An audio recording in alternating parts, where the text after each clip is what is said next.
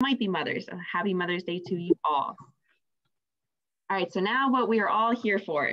As I said, my name is Jamie, and I have served as the Phi Theta Kappa chapter president for the 2020-2021 school year.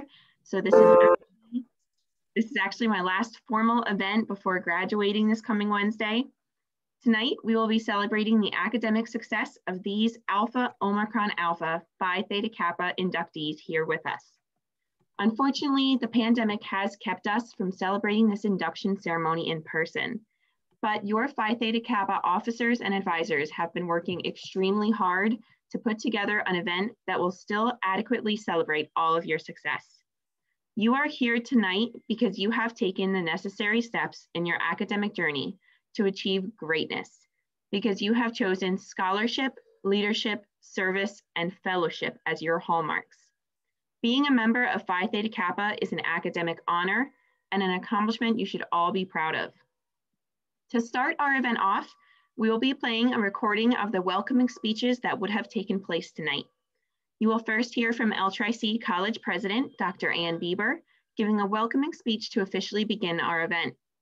After this, you will hear L-Tri-C Professor, Mr. Jonathan Sponsler, present our keynote address for the ceremony. This will then be followed by your chapter's PTK officers presenting brief messages explaining the history of Phi Theta Kappa, as well as discussing the hallmarks we stand for. As Chapter Vice President Christian Vasquez concludes our addresses, all Phi Theta Kappa inductees will be asked to complete the pledge officially, inducting you into this honor society. When this time comes, we would ask all inductees to unmute their microphones and follow Christian's lead to completing their pledge. After these messages conclude, we will move into the PowerPoint presentation, personally recognizing each member here tonight who previously submitted a photo to our chapter. So without further ado, your Alpha Omicron Alpha chapter of Phi Theta Kappa now humbly introduces L-Tri-C President Dr. Ann Bieber to address us tonight and begin our event.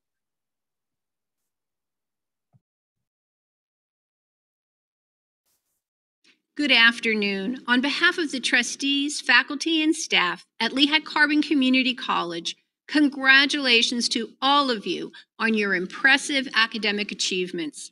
You are among the best and brightest at L-Tri-C, and we recognize you today as scholars and leaders as you are inducted into the Phi Theta Kappa Honor Society. You are joining an esteemed community of high achievers. This year, the college's chapter of Phi Theta Kappa was recognized as a top 100 chapter nationally. This distinction is awarded at the annual PTK Catalyst Convention and recognizes chapters for their Honors in Action College Project Hallmark Awards. A total of 1,272 Phi Theta Kappa chapters are eligible to compete for this award, so L-Tri-C students are truly among the best. In addition, I would like to recognize your chapter advisor, Dr. Robin Musselman, who received the Paragon Award for New Advisors. We appreciate the significant contribution she has made to the growth of the L-Tri-C chapter.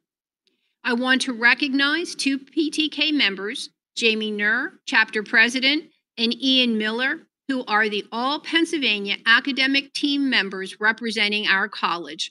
Congratulations to both of you. Although you weren't able to have the kind of academic year you may have expected, it is your involvement in organizations such as PTK and your commitment to your academic goals that will ensure you are successful, regardless of additional challenges. Through PTK, you will continue to have an impact on your community and the opportunity to grow as a leader. I know I speak for the entire L-Tri-C community when I say how exciting it is to witness the great things our students can achieve through this great organization. You are the leaders, the influencers, the trailblazers who make a difference for the entire L-Tri-C community. Congratulations, we are very proud of you.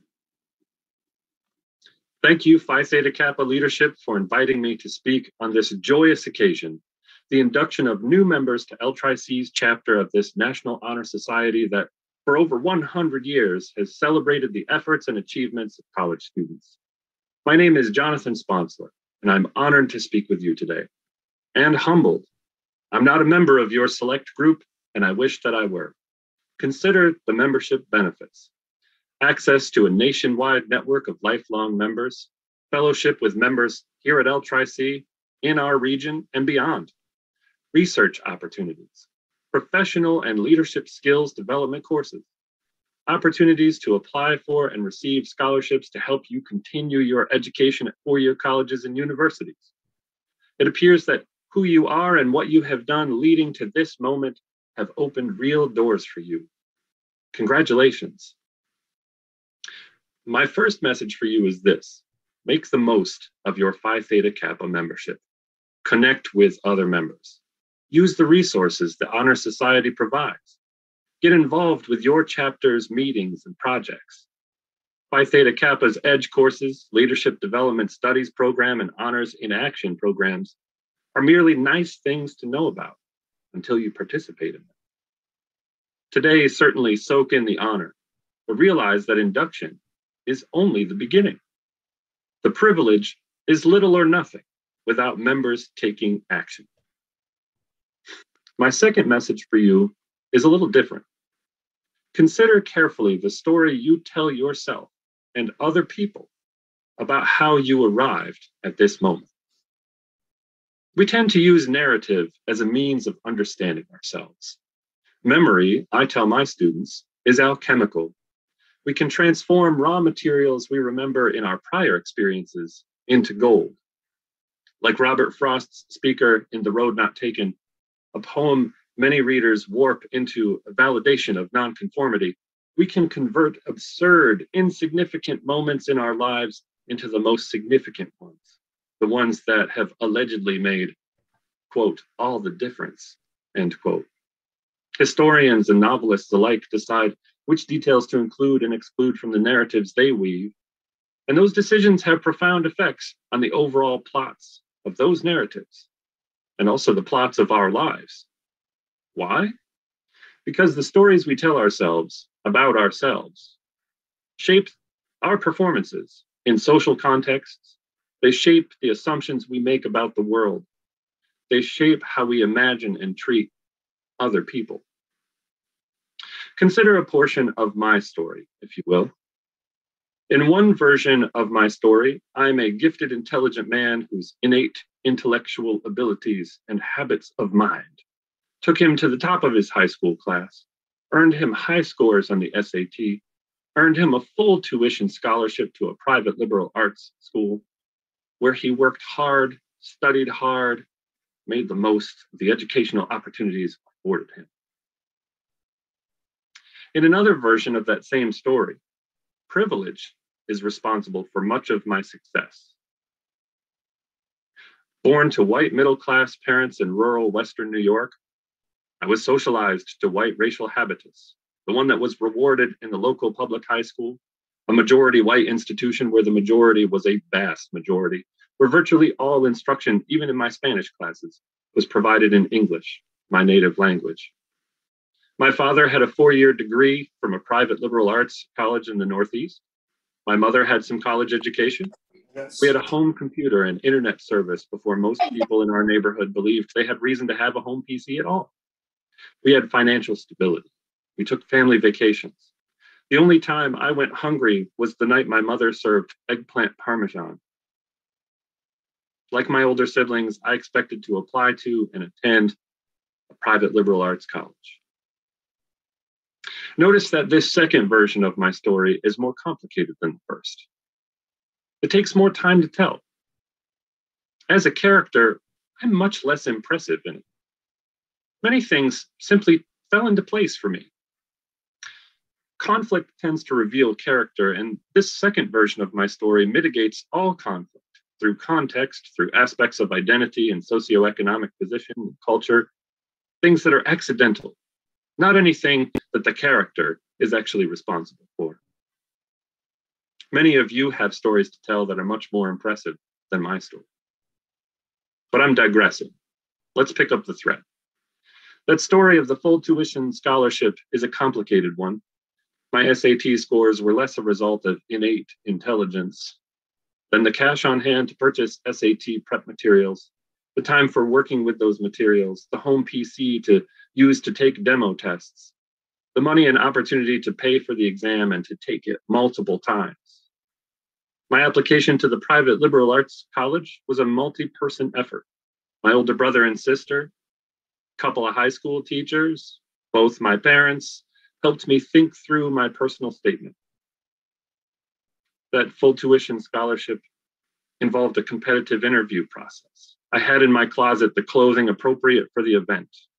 A parent was at home to drive me to college to help ground me during what was a stressful, exciting day. I was well prepared for those interviews, both of which were held by white folks who looked and talked like my parents and teachers.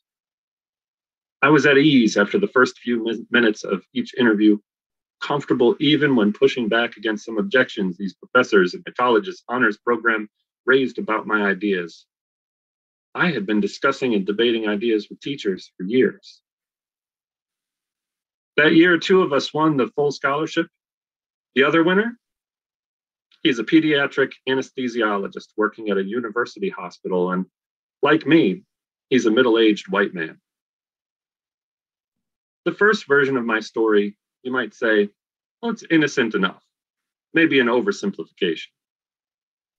I'm not sure it's so innocent. It's not a true story. It's a misleading story.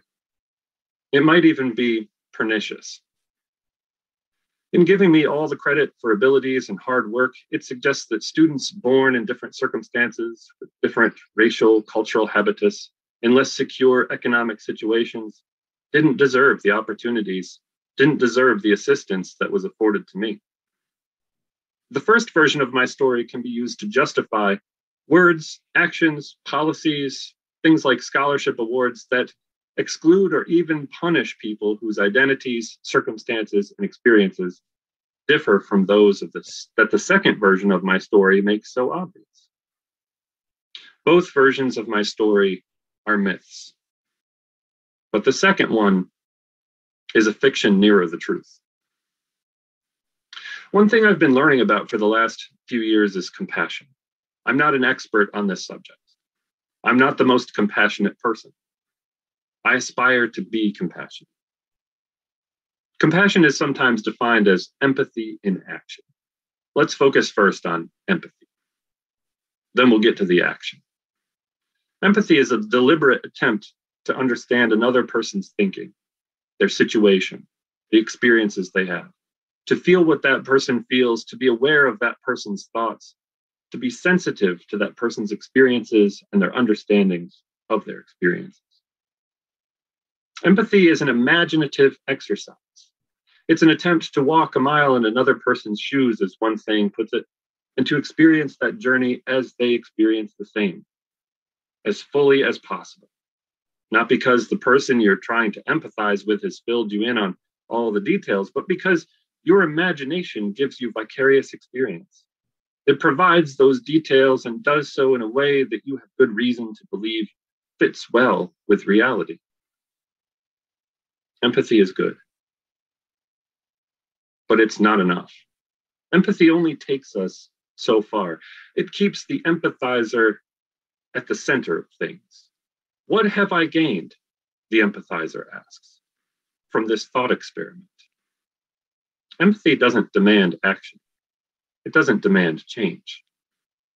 According to the Charter for Compassion, a group and a document you can learn more about online at charterforcompassion.org, compassion takes empathy a step further. Compassion, quote, calls us always to treat all others as we wish to be treated ourselves. Compassion impels us to work tirelessly to alleviate the suffering of our fellow creatures, to dethrone ourselves from the center of our world and put another there, and to honor the inviolable sanctity of every human being, treating everybody, without exception, with absolute justice, equity, and respect. End quote. Given the inequities and injustices in our world, the Charter is ambitious. The work is important. The work is necessary. And it begins with each of us.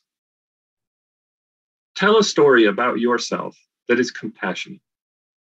A story that acknowledges a fuller range of factors contributing to your successes and your failures. That helps you not only see the complexity of your own story, but also helps you look for the complexity of other people's stories. Tell a story about yourself that encourages you to meet people where they are, to listen to their stories, to acknowledge the profoundness of their full humanity, to share with them the benefits of your privilege, to extend to them the opportunities available to you. Tell a story about yourself that is not just a story about yourself. Let it be part of a vast comedy in which the many work together to make life better for all. This is the project of compassion. Congratulations to you and all who share, even in small ways, in your achievement. Your friends, your classmates, your family, your mentors, your advisors, your tutors, even your professors.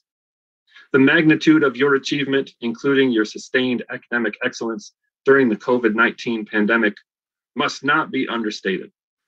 I know there have been obstacles. We've had plenty of character development opportunities this past year, am I right? Despite phones abuzz with notifications, despite gaming consoles standing by, despite pandemic times, bends and fluctuations, despite amateur haircuts gone awry, despite the TV, dog conversation, the air nailer in the other room, despite poor lighting, despite meeting together for class from our bedrooms, from our closets, dining rooms, hallways, kitchenettes, basements, passenger seats, doctor's offices, hospital beds, despite shortages of toilet paper, hand sanitizer, paper towels, and Kleenex, despite sudden appearances on camera of siblings, toddlers, parents, and partners, sometimes less than fully clothed, despite interrupted Wi-Fi, Windows updating on its own, despite the winter storms downing power lines, mountains of snow trapping you at home, despite the frightening news of a loved one's illness or even death, the announcement arriving during class by text, despite distributed grief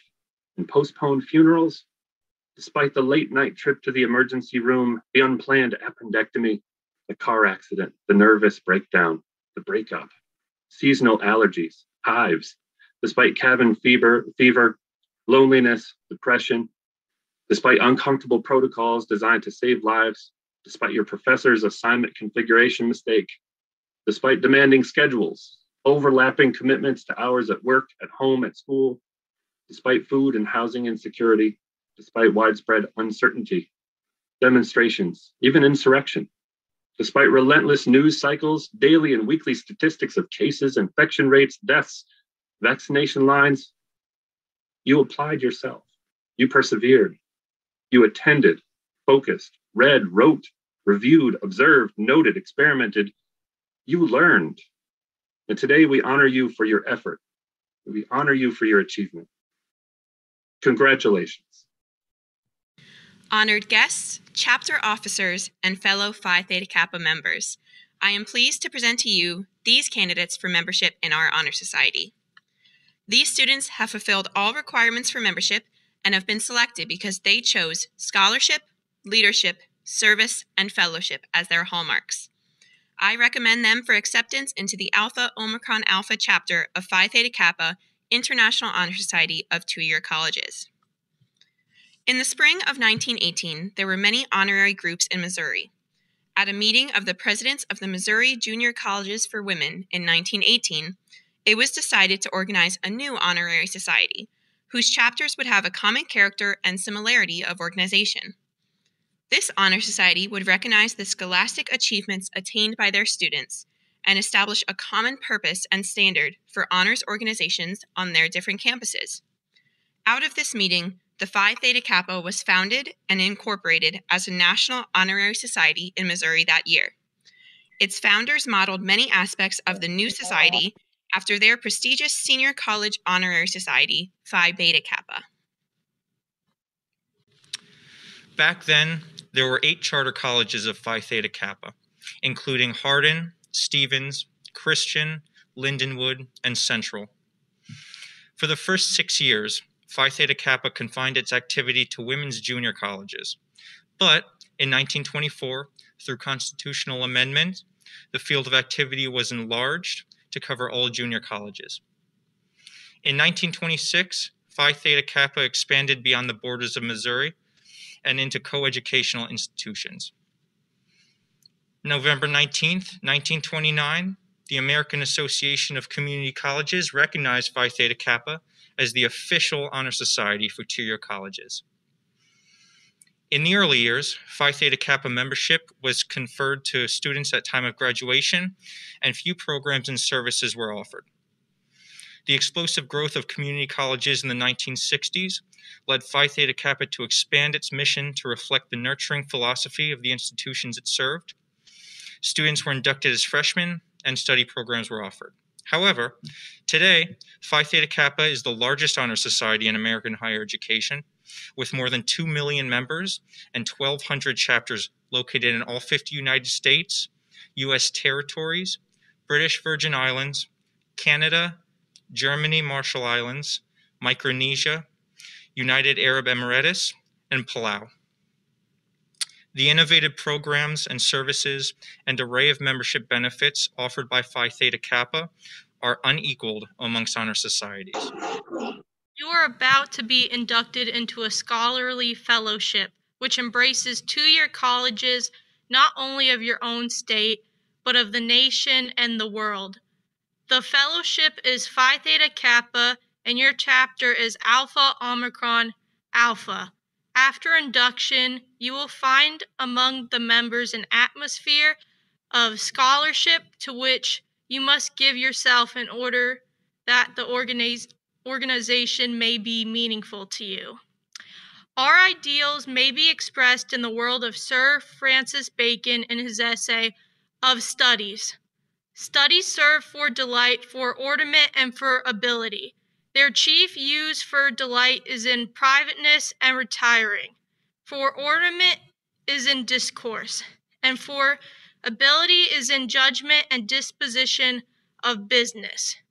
Read not to contradict and confuse, not to believe and take for granted, nor to find, talk, and discourse, but to weigh and consider. I have in my hand a torch, symbolic of knowledge, which is the servant of wisdom, which dwells with prudence and leads in the way of righteousness in the midst of the paths of judgment. I have the white rose, typifying purity and beauty of life, with its white buds signifying intellectual associations. This is the emblem of Phi Theta Kappa. It consists of a golden slab keyed at the top and bottom. The golden field, like the echelon of our coat of arms, refers to the golden opportunities that abound on every hand for society folk to evidence their culture and perform good works. Since the gold is the most notable of metals, it shall have further significance to our society, for it shall represent that nobility attained by those who achieved intellectual leadership. Across the slab, you will observe a black band. It represents the three ideals that band us together, and the cultural self-control in which the necessary foundation for true wisdom, aspiration, and purity. Shining through the black enamel background are three Greek letters, which are the initials of those three mystic Greek words meaning wisdom, aspiration, and purity. Behind the band is a wreath, on one side composed of oak leaves and on the other laurel. The oak leaves stand for stability and strength of character as symbolized by the sturdy oak. The graceful curling leaves of the laurel signify achievement and success, all attributes for membership in our society. Above the D is the representation of the head of Athena, the goddess of learning. In the base appear the mystic Greek letters meaning light and the light of knowledge and learning, the common ideal for memberships of Phi Theta Kappa Honor Society. This badge stands as a symbol for our high idealism of our organization and membership in our select group.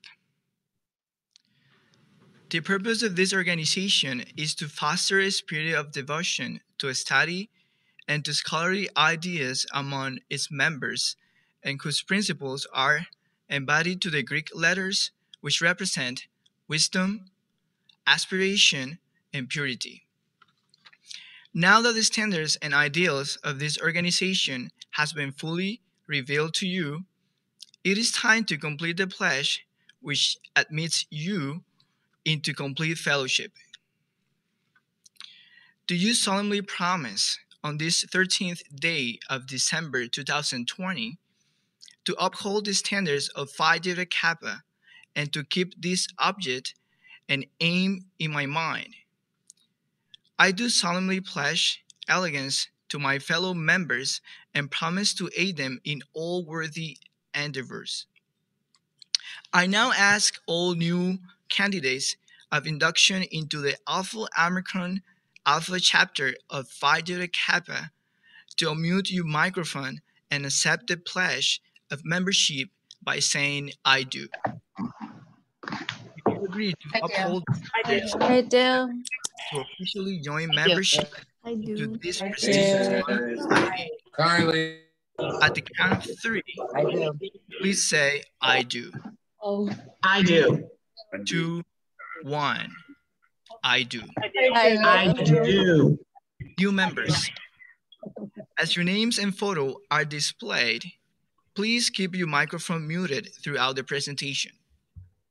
Time for remarks and congratulations will follow the end of presenting all new inductees.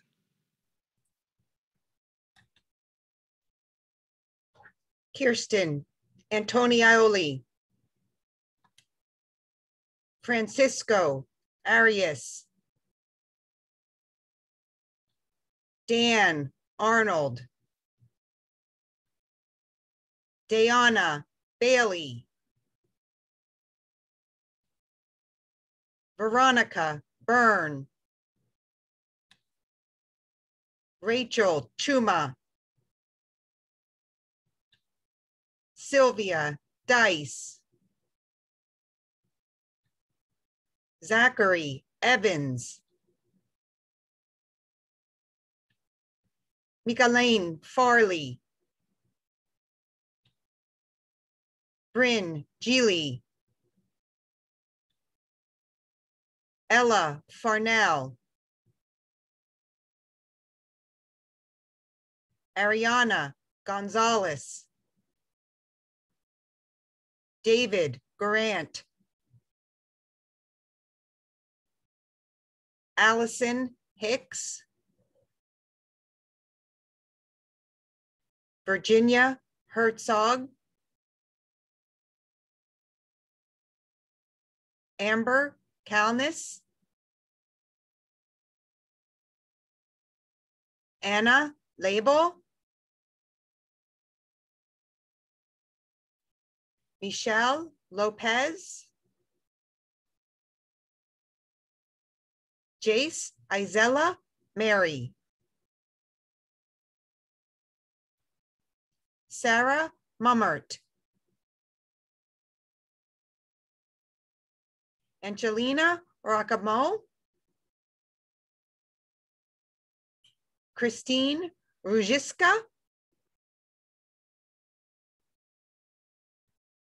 Lisa Senichin, Jean Thomas,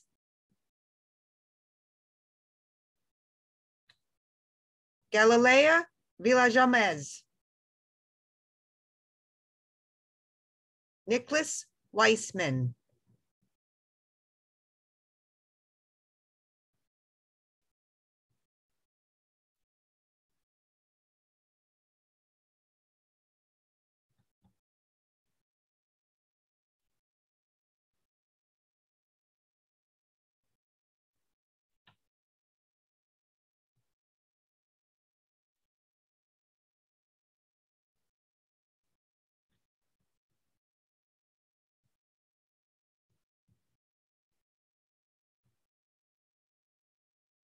Congratulations to all new members. Hi, I'm Robin Musselman, Dr. Musselman. I'm one of the 2 advisors to Phi Theta Kappa. First of all, I'd just like to say congratulations and welcome to all our new inductees.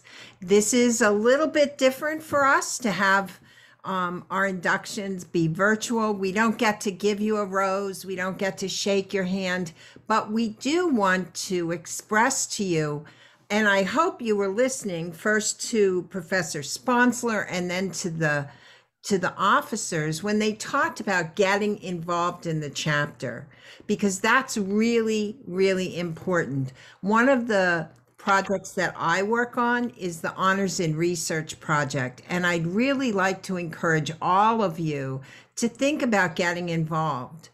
You know, the Phi Theta Kappa has 4 hallmarks.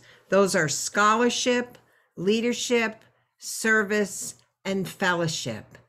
And I can't think of another way that you can get all 4 of those hallmarks all wrapped up together than working with the Honors in Action project.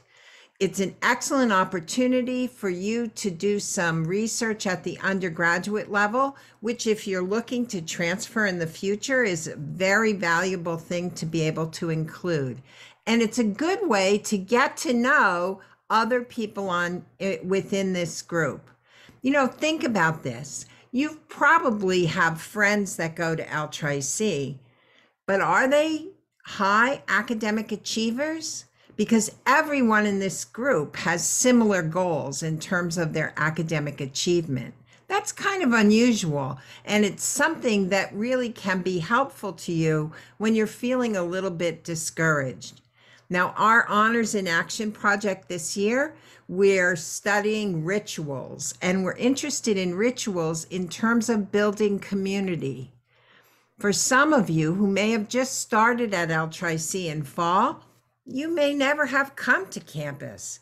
So we look forward to seeing you in fall, but how can we build community both with returning students and new students in these kind of times of confusion and upheaval? So that's one of the things that we're studying in our research, in our Honors in Action project. I'm going to put my name and email in the chat. Any of you who are interested in getting involved, please email me and I'll get back to you and bring you up to date.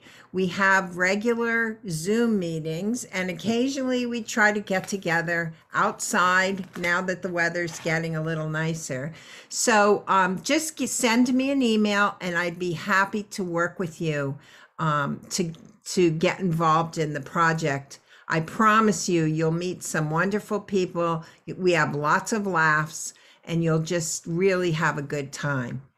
I also want to say that this ceremony will be available on YouTube probably tomorrow. So if you, we'll send out that link, I believe. Is that right, Jean? Yes, we To will. everybody so that if you can share it with others. So thank you, welcome, and I look forward to working with you. Hello, everyone. My name is Jean Eden, and I have the privilege of serving as the other advisor for Phi Theta Kappa, and along with Robin. And so a heartfelt welcome and congratulations to all of you on your academic achievements. I also want to take just a moment. Dr. Sponsler kind of mentioned these people a little earlier and in his remarks about those who support us. And so to just take a moment, I see some of you on Zoom right now with your scholar. And so just a thank you to the moms, dads, partners, friends, children, everyone who works to support our scholars, our students, and really helps them to reach their optimal success. So thank you to all of you for championing these students. I also want to take a minute to thank Dr. Bieber, Vice President Verda, Dean Heim, and the other faculty and staff at LTRI-C who support the efforts and initiatives of Phi Theta Kappa. So many people on campus, from librarians to different departments who support our efforts. So thank you to all of you as well. And last but certainly not least, to our phenomenal officer team this year. It certainly started out with lots of more questions than answers. But through the efforts and hard work of our officer team, we were able to reach such amazing success and really, exceed in some ways some of our milestones even from last year. So Jamie Nur, our president, Christian Vasquez Gonzalez, who served as our vice president, Ian Miller, who was our chapter secretary, Rachel Kessler, our social media coordinator, and Avery Pisani, who served as our treasurer. Thank you, thank you, thank you. We'll miss you.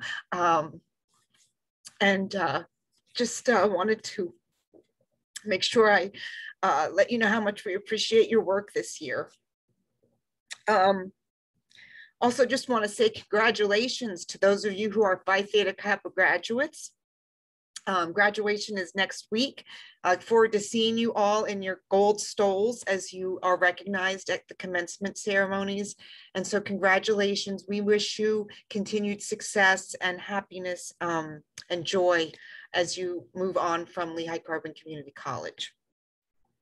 And also, as Robin mentioned, opportunities in Honors in Action, which I hope some of you will join, but also we will have the college project, and we are also looking for officers for next year. We have 2 individuals serving currently. Rachel Kessler will be our president next semester, and Chase Isella Mary will be serving as our fellowship programming chair. And they need some other folks to join them. So I encourage you, if you're interested, to please reach out. You will be getting emails reminding you that these positions are available over the summer. So if you see something that you think, no experience necessary, Dr. Musselman and myself and the returning officers will certainly be here to support you. So again, congratulations, welcome. And we look forward to seeing you over the summer and in the fall. Take care. And this officially concludes tonight's program. So thank you all for being here.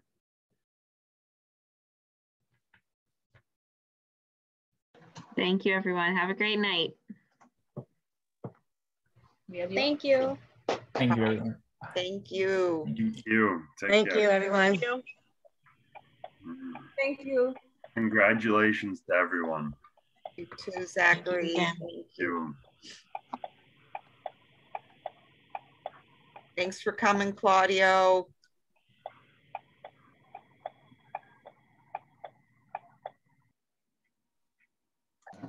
Thank you, Jean. Bye. Bye, Claudio. Congratulations on your graduation.